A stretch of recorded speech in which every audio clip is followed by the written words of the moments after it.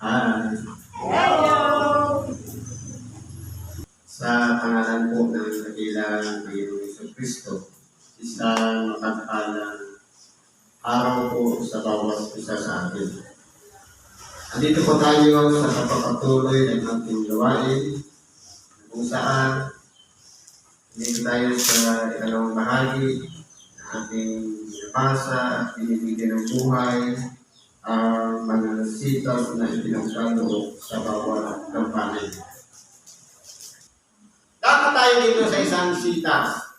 Sabi po sa ikalawang sulat ni Apostol Pablo sa mga taga-Corinto, sa Kapitulo 2, versikulo 5 hanggang 10. Tatapwa kung ang sino man ay nakapagpalumpay. Hindi ako ang pinalumpay niya, kundi sa isang paraan ay kayong lahat upang huwag kong himpitan. Ngayon po, ito po ay sinulat ni Apostol Pablo para sa pagkakapatiran. Hindi po kasi pari-parehas ang ugali. Hindi pari-parehas ang attitude ng bawat kapatiran. Ngayon, siyempre, meron diyang mabuti, meron maayos naman yung pamumuhay, meron matuwid, siyempre, meron din diyang pasaway. Ngayon, paano kung yung pasaway nakapagpalumbay sa pamamagitan lamang ng salita, nakatisod sa iba? Ngayon, kung tayo'y umiiral ang pagkakapatiran, kinakailangan natin matuto na mag-unawa ng kahinaan ng bawat isa. Sapagkat, ang sino mang nakapagpalumbay, hindi natin siya kalaban.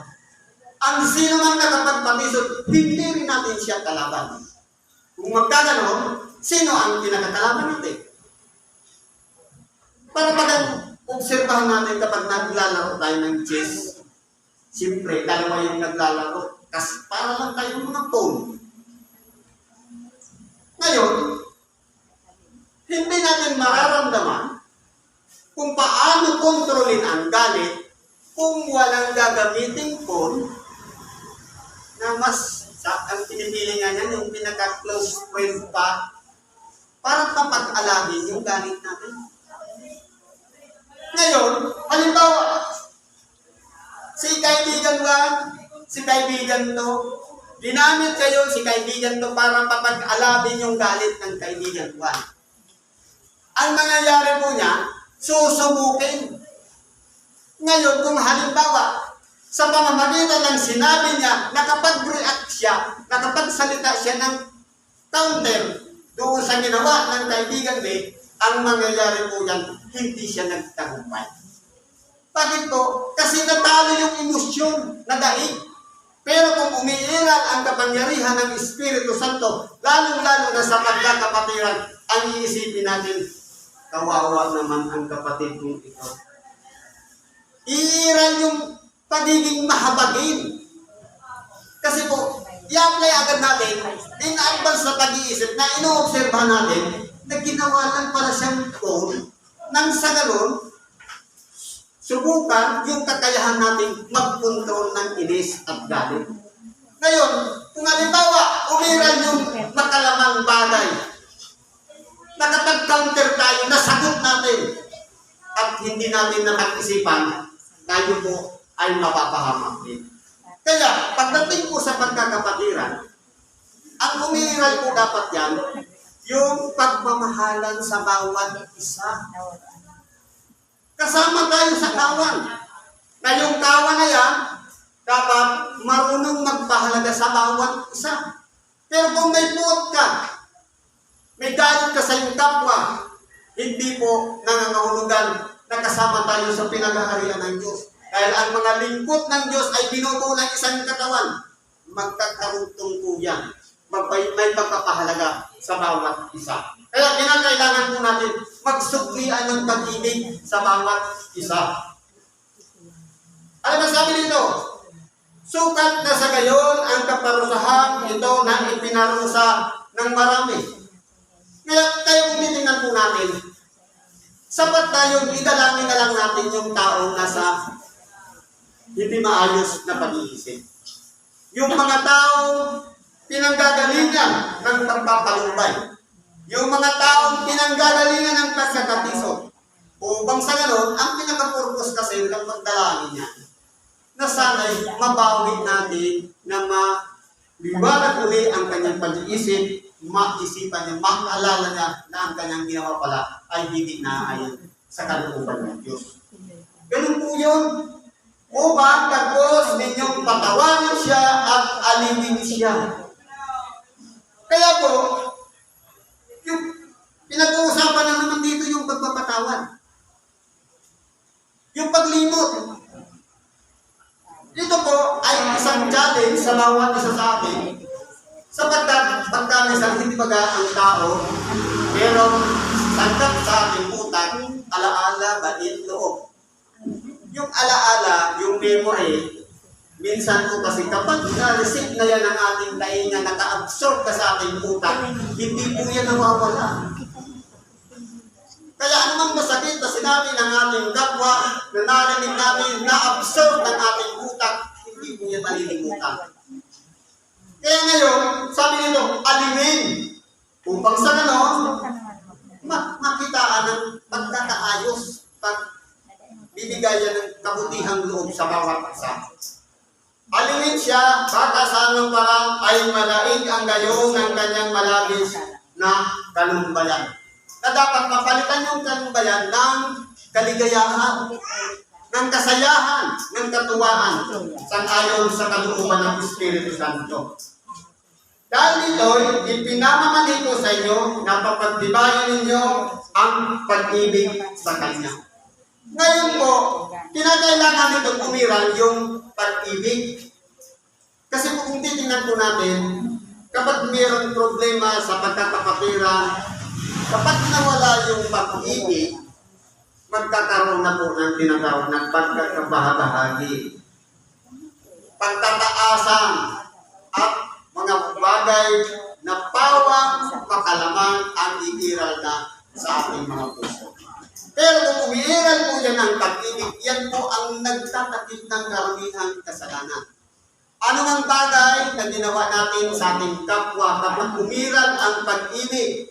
Tunay na mas mararamdaman ng ating kapwa ang pagpapasaga natin sa kanila dahil po sa tinatawag na pag-ibig. Yan po ang kabuuan ng lahat ng kautusan, pag-ibig. Ibigin ang iyong kaaway at idalangin ang sa inyo'y nagsisipusig.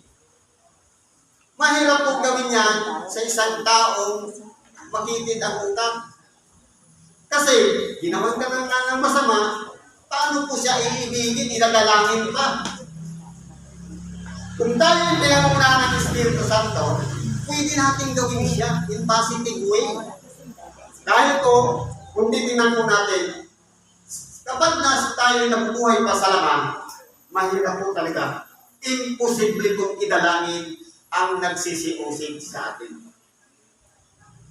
Yan ay ginagawa lamang ng taong pinangungunahan ng Espiritu Santo. Ibig sabihin, iniwan niya na yung dating kalagayan bilang nasa laman. Kundi nabubuhay na tayo sa Espiritu Santo. Sa espiritual na pamumuhay, magagawa na natin idalangin ang sa atin ay nagsisisi. Kaya po ang pag-ibig ang nakapagpapatibay. Dahil siyang kabuuan ng lahat ng ipagkasan. Sapagkat dahil din sa mga bagay na ito ay sumulat ako upang aking makilala ang katunayan tungkol sa inyo kung kayo'y mga mapalimahin sa lahat ng mga bagay. Kaya ulitin po natin, ang mga ibanghilyong ibinibigay, yan ay pinapaliwanag, binabasa, ina-absorb ng ating utak sa pamamagitan ng ating mga tainga na tinatanggap natin. Ngayon, kung meron tayong pagsunod o pagtalima sa Ebanghelyo, doon po natin malalaman na meron tayong pagsubok sa ating mga sarili. Pero kung halimbawa,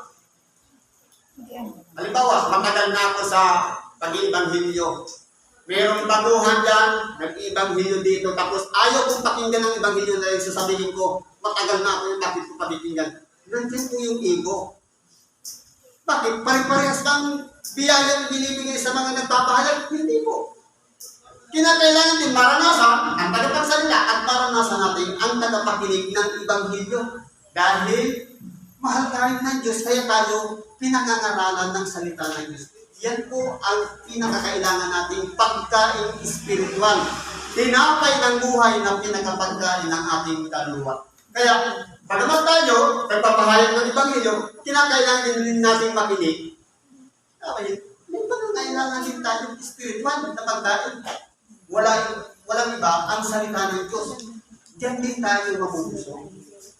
Dahil iba po kasi ang biyaya ng tagapangaral, iba naman ang tagapakinig. Ang tagapakinig, yan po ay doon natin malalaman na kapag umiiral ang ego, hindi po siya makikinig. Kapag umiiral ang pagsuko, handa siyang makinig ng Ebanghelyo sapagkat ang Ebanghelyo ay pinakakailangan natin pagkain espiritual o tinapay ng buhay na sa ating spiritual na kalagayan. Ang ating kaluluwa, kailangan ko yan. Kapag ang inyong pinatatawad ng anuman, ay pinatatawad ko rin naman. Sapagkat ang ating ipinatawad naman, kung ako'y nagpatawad ng anuman, ay dahil sa inyo sa harapan ni Kristo. Kaya po, ang pagpapatawad, hindi po magtatapos ngayon lang. Sabi nga, hanggang magkailan ulit ko bang patatawarin ang aking kapwa? Hanggang sa makapito lang? 7 times lang ba? Sabi ng ating dakilang Panginoon, sinasabi ko sa inyo, hindi lang sa makapito, kundi sa makapitong-pong ito. In English, 70 times 7. Makapitong-pong ito. Pag binasa mo sa King James na English, 70 times 7, pag kinumpute mo, 490 a day. Tayo dapat magpagawa. Dapat, ang pagpapatawad, kapag ginawa sa ating ngayon, bukas, hindi mo na dapat maalala yan. Yun po yung practice ng pagpapatawad. Pero kung ina-absorb, dinirindig, at tumatagal dyan, ang nagahari ng bugang puot, hinanakit, galit at sama ng loob, gawain makalana. Kaya kung maka-spiritual ang ating pamumuhay, kinakailangan natin maghari lahat sa atin ang mga aral o salita ng Diyos na tinatanggap ng ating tainga, pinapasok natin sa ating mga puso. Ito na yung pinagkakautusan na sinasabi, hindi ko na ilangan isusulat ang ating mga kautusan sa mga tapyas na bato, kundi ilalagay ko na sa kanilang mga pusong laman. Sa magkatuwid, nakatatag na sa ating puso ang kautusan ni Kristo sa pamamagitan ng linggo-linggo nating pakikinig ng Ebanghelyo sa bawat gampanin sa mga luluyan. Kaya lahat ng mga aral nating napapakinggan, i-absorb natin, ituloy natin, at i-apply natin sa ating pang-araw-araw na pamumuhay. At yun ang magiging gabay upang magtagumpay tayo dito sa ibabaw ng santo. Bakit po? Kasi lahat tayo mayroong hinahangan ang pangako na buhay na walang hanggan. Ipapaano kung kinimkimunan natin yung pagpapatawad? Hindi ko muna patatawarin, bukas na. Paano kung pagtulog natin hindi na tayo nagising kinaumagahan? Naging balakid tayo para yung inaasahan natin buhay na walang hanggan. Makamta natin dahil pinatagal pa natin. Ang nangyari na, hindi tayo nagaganap ng pagpapatawad. Kaya habang humihiling tayo dumadalamin sa Diyos ng pagpapatawad gabi-gabi, una-una tayong magpatawad sa ating kapwa bago naman tayo patatawarin ng Diyos. Kaya po, ang panalangin ay isang susi ng pakikipag-usap sa Diyos. At ang aral naman o Ebanghelyo, isang pamamaraan din para kausapin tayo ng Diyos, para tayo gumawa ng sang-ayon sa Kanyang kalooban at hindi ang sarili nating kalooban. Siguro po, hanggang dito na lang ang ating makikibahagi sa oras na ito. Salamat po sa Diyos. At ano man ang ating kailangan, karaingan, ilapit po natin yan sa Diyos. At ipagkaloob nawa sa atin ang Kanyang kasagutan sa lahat ng ating mga panangailangan at kailangan. Sa ngalan ni Kristo Jesus, salamat at kapagpalang tumawag ko sa akin.